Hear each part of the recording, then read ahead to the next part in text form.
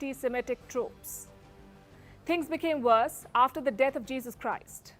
Now we know who crucified Jesus. It was the Romans.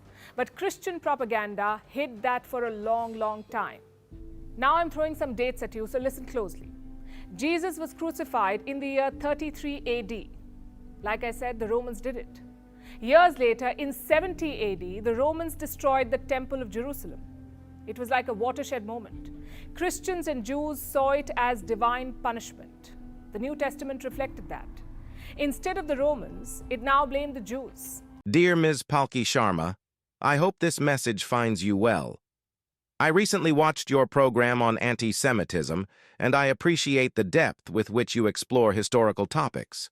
However, I would like to delve deeper into the segment discussing the crucifixion of Jesus Christ, where you falsely accused Christians of fabricating about the crucifixion historical account, which is a disingenuous act that should not have been expected from an important news anchor. Palki Sharma, the claim is baseless and creates confusion for some of the audiences who are watching your programs. Firstly, it is crucial to acknowledge the complexity of the crucifixion narrative. In the Gospel of Matthew 20:19, Jesus himself prophesied about being delivered to the Gentiles, Romans, for crucifixion. This prophetic statement introduces a multifaceted perspective on the roles of both Jewish and Roman authorities in the crucifixion. The biblical accounts also highlight the involvement of Jewish leaders and the crowd in the accusation against Jesus. Instances such as the repeated cries of "Crucify him" and the insistence of the chief priests are evident in various passages, Mark 15:14, Luke 23:21, John 19:6. This collective involvement suggests a collaborative decision-making process that led to the crucifixion. Furthermore, historical references from external sources provide additional insights. The Jewish historian Flavius Josephus, in his work Antiquities of the Jews, references Jesus as a wise man and reports his crucifixion at the hands of Pontius Pilate. This external validation adds historical context to the biblical narrative. Additionally, Roman historians Pliny and Tacitus also make indirect references to Jesus and the crucifixion events in their respective writings. Pliny, in his letters to Emperor Trajan, mentions Christians gathering and singing hymns to Christ. Tacitus, in his Annals, discusses the execution of Christ under Pontius Pilate.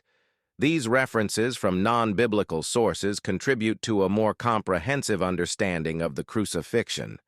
It's crucial to note that the term Christian itself emerged after the crucifixion, death, resurrection, and ascension into the heaven of Jesus Christ.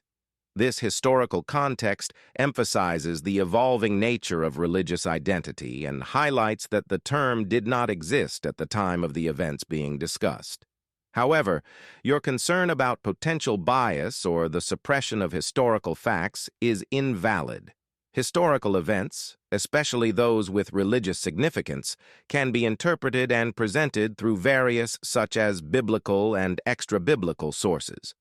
While religious narratives may emphasize specific aspects, it is essential to explore the broader historical context for a more nuanced understanding. In conclusion, the crucifixion of Jesus is a multifaceted event involving various historical and religious dimensions. By considering biblical accounts, prophetic statements, and external historical references, we can strive for a comprehensive understanding. Your dedication to exploring historical topics is commendable, and I look forward to any further insights you may share. Produced by Arega NEU,